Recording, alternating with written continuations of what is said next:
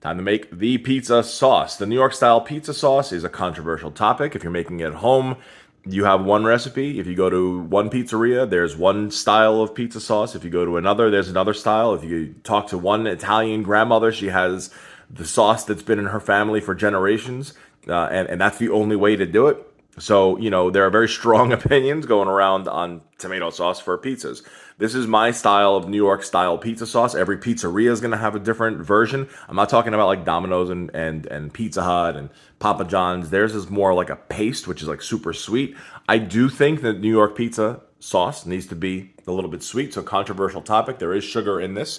Some people say you just dump this into a bowl, strain out a lot of the water, put some salt, and you're off to the races. That's okay. That's not the way that I prefer to do it. Some people waste all their time and make the dough and they pour it out of a can. That's not wrong, but if you're taking 3 days to make dough, 4 days, 5 days to make dough the right way, I prefer to make my own sauce. You know what's going into it. There's a little bit of love that goes into it.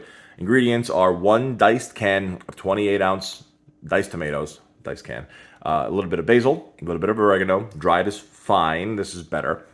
Kosher salt, pepper, onion powder, and garlic powder, which generally I prefer. If you have fresh, you could use fresh.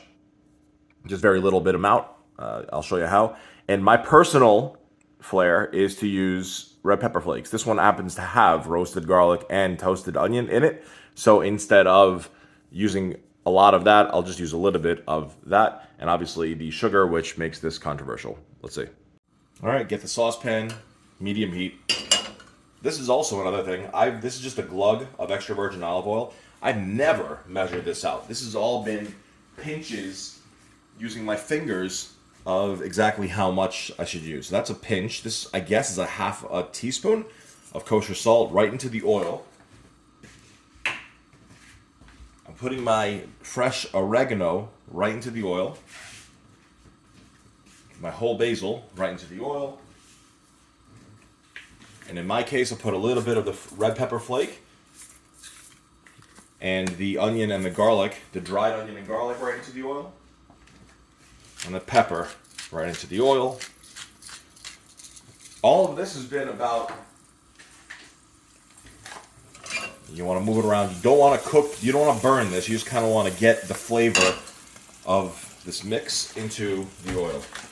All of this has been about a half a teaspoon size so far. Even this pinch of sugar, which who does that? I'm putting it right into the oil. And you want to move that around. You can do it with a spoon. You can move it around like this. Okay, you want to just get the essence of all of that stuff into the oil.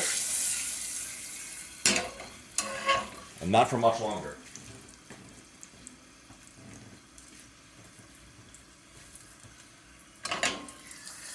Okay, if you're using fresh garlic, you don't want that to burn at all. You just want it to just kind of begin browning. Now, this is going to splatter. There's all of your diced tomatoes. And on top of that, all your diced tomatoes, rinse out the pith with a little bit of water. Put about 2 tablespoons of water into the can. Shake it up a little bit and just get the rest of that out. Why are you adding water back into this when you're cooking the water out of it? This is the reason that there's really no measuring type recipe for this tomato sauce. I've always done it by taste, by feel, because every can of tomatoes is going to have a different amount of water in there, a different acidity level based on where it came from, based on when it was picked, what time of year it was canned. Everyone says that in New York style pizza, the sauce needs to be San Marzano San Marzano tomatoes. That's true, but every can that says San Marzano on it in the US that I found, you take a look at the fine print and it's San Marzano Style tomatoes, and they're not from necessarily San Marzano, Italy. They're like from, Florida or something like that, which, again, it's not bad, it's not wrong. It's just, you're not paying for what you think you're getting. You're getting San Marzano Style tomatoes, which is basically like Plum tomatoes. So I don't go too crazy with that. That's also why I don't overpay for, diced tomatoes. I'm just mixing this all up and getting this all to know each other. There's a ton of water in there. Okay, that's why I'm doing this first. I'm cooking this so that it's not hot when the pizza dough is being stretched out. I'm going to cook this now. It'll take like 45 minutes or an hour. And by the time this is cooled down, I'm not putting hot sauce, marinara sauce, hot tomato sauce on that cool dough, changing the temperature, making it weird to get off the spit. So I'm just going to cook this down and I'm going to start tasting it. And I'll tell you if what I put in there is correct or if I'm going to keep adding stuff. I'll add it to this sheet that I have next to me. And then I'll finally give you, the measurements of everything that I've used. At this phase, what we're trying to do is get the heat up, get the temperature up of this mixture, right? All the water and all that diced tomato. We're getting it up to a boil. And then once it's up to a boil, we put it down to a simmer. All right, I've got it up to a bit of a rolling boil on the sides. I'm going to turn the temperature down and I want to simmer it. You don't want to boil this to cook it. You want to just kind of lightly simmer it. At this point, I forgot to mention this in the beginning, this is just a potato masher for mashed potatoes.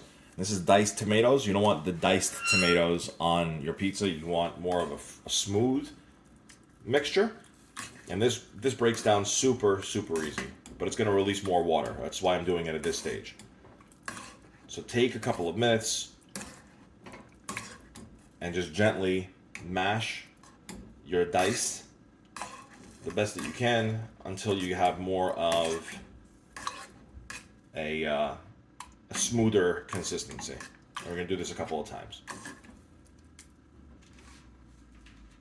It's been simmering now for about 10 minutes. I've mashed it into a slightly more kind of thicker consistency. There's still plenty of dices in there. We're not done yet. But I want to taste it now after about 10 minutes to see what the flavors are. Is it too acidic? Is it too sweet? Does it need more salt?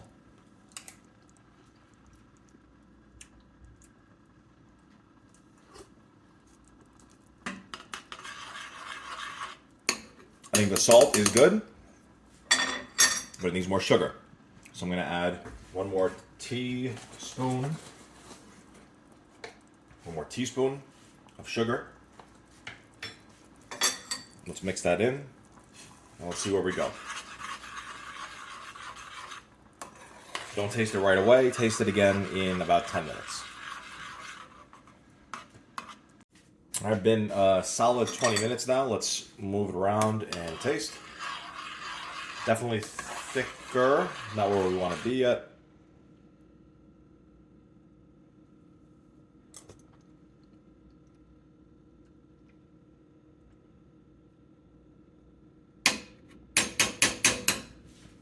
I'm not adding anything more. It's sweet. It's got the right amount of salt. I want to let the water reduce because at this stage, once the water reduces, the flavor will be more concentrated. We might be there. Let's see what happens in the next 10 minutes. We're a good half hour into this. I'm going to take the potato masher again, squeeze these down a little bit. This will also let some of the residual water out. I'd say we're about halfway done.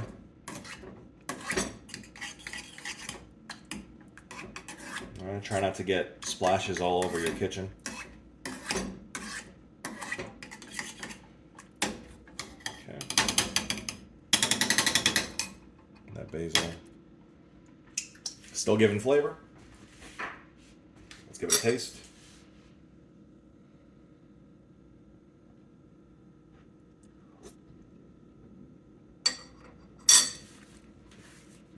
It's still very good. I'm not adding any more. It doesn't need any more salt. It doesn't need garlic. It doesn't really need any sugar. It's good. All right, just nothing left to do but let it reduce. We've been at this for about an hour. We've mashed up the tomato a good amount of times, 3 or 4 times. I think we're almost at the consistency that we want to get to. Again, the flavor is going to be subjective, but you see how it's nowhere near as watery as it was. There's still some liquid on the spoon. That's fine, but we want this kind of like this chunk. You see what I mean? And even a little bit more fine than this. We can. This is all down to taste, but we can mash this a couple more times. But it's not as liquidy anymore. It's a little more thick. Well, let's thicken it up a little bit more. I think we're finally here. It's about an hour and 15 minutes of simmering.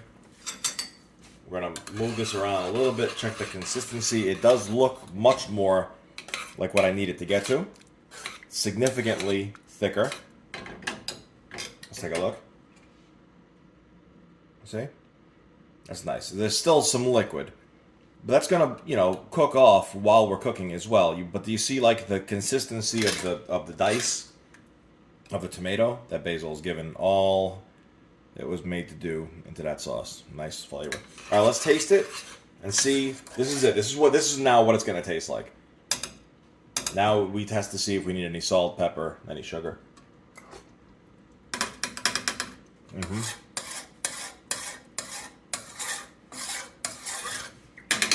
I think it's good.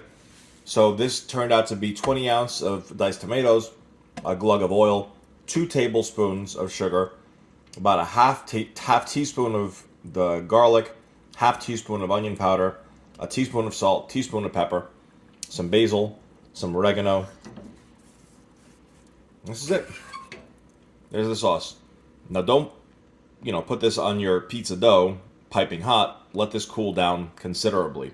I mean, for, a next couple of hours. That's why I like to do this the day before or the morning of.